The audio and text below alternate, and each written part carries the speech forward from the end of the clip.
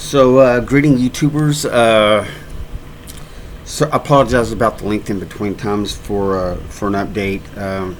I hurt my back replacing the brakes on my car, and I pulled a couple of back muscles, and I was down for about a week and a half.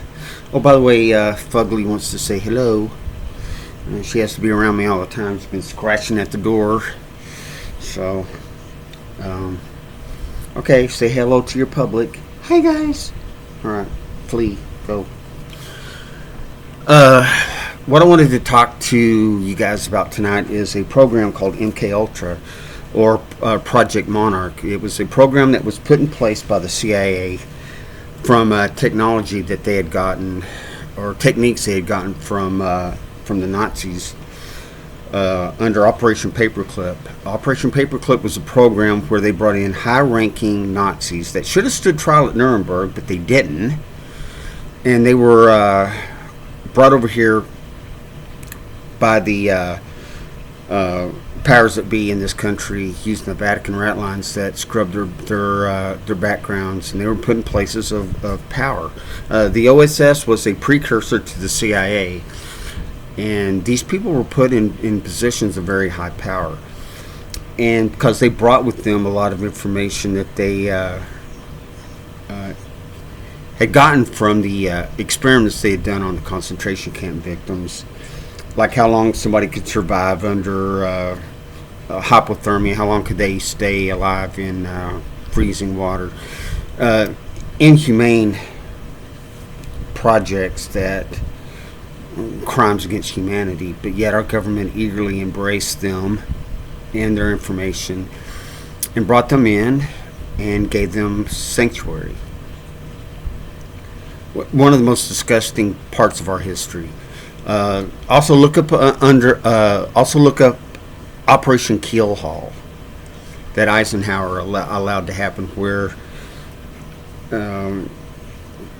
those that opposed Stalin fled Russia, and then they were shipped back to Russia, where they were put in gulags.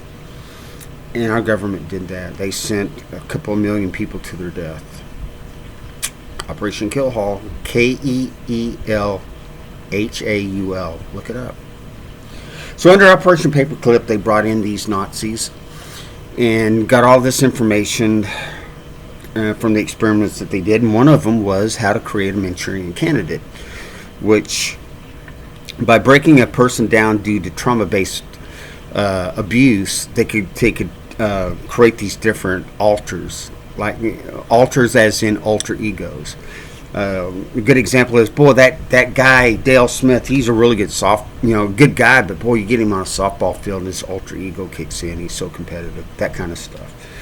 Because we all have a dark side, and we also have a very good side. But under Operation MK Ultra, they could break your mind down into many different compartments. Your brain is like a computer, and there's certain segments that store information, and there's certain segments of your mind that is basically a blank slate. And by using these type of techniques of abuse and pain, the mind, the self-preservation kicks in, and the mind creates these different alters in order to deal with the abuse that's going on, to help them cope. And what they did with these people that were brought into, that fell, unfortunately, were picked to be in the MK Ultra program, were also children that had been abused by their parents, by their father. Kathy O'Brien is a perfect example. What they found was that children that had been sexually abused by their parents, they were more susceptible to the programming. And they could, by using different color patterns, by using certain words. Have you ever seen the movie Clockwork Orange, where they had the guy with his eyes, he had to keep looking at the same pictures over and over? That is what they were doing to these people.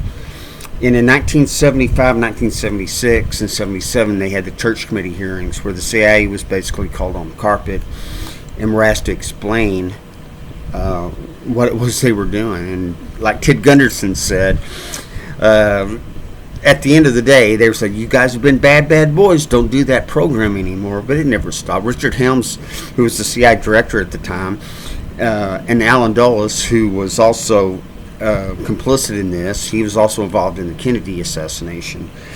They destroyed a lot of evidence, but there was some that they did not, they weren't able to destroy, and it was brought out in the church committee hearings. And they claim that the program has ended, but it hasn't. It's the same. They're creating super soldiers. They've refined their techniques for these Manchurian candidates. And what they found was that some of these people that do these mass shootings, they have been in this program. William Cooper talked about it in his book Behold a Pale Horse, that there would be these public mass shootings, and these and everything would be the same. These candidates were loners. They were not they didn't have a lot of friends. They were basically just potential candidates in waiting to do whatever it was that they were programmed to do. I want you to look up Kathy O'Brien, her book Transformation of America, TRANCEFORMATIN, Transformation, and Thanks for the Memories. Those are two books that she's written. She was one of the MK Ultra victims, and when her programming broke down and she started having total recall, she was targeted for assassination. She's had very good people looking out for her. And there's also somebody else named Bryce Taylor. She was also an MK Ultra victim. There's been many others, but those two are very prominent, and they've been very vocal about what happened to them. I think that a lot of people will look at this and say, well, the CIA did this to protect us from the communist threat. There could have been no communism in Russia. There could have been no Nazism in Germany without the Wall Street bankers, the ones that actually control the currency of every friggin' country in the world. Right now, do you realize that there's only 4 countries in the world that do not have a Rothschild central bank? Iran, Syria, Russia kicked out their central bank, in North Korea. So think about that. What countries are on the hit list that we always hear about in the news? Those 4 countries, because they don't have a central bank. Libya didn't have a central bank. Gaddafi had 300 tons of gold that was just vanished like a fart in the wind, because he wanted to trade his oil that his country had, that he was very generous with. People in Libya were not under a tyrant. We were told that. That's not the case, not at all.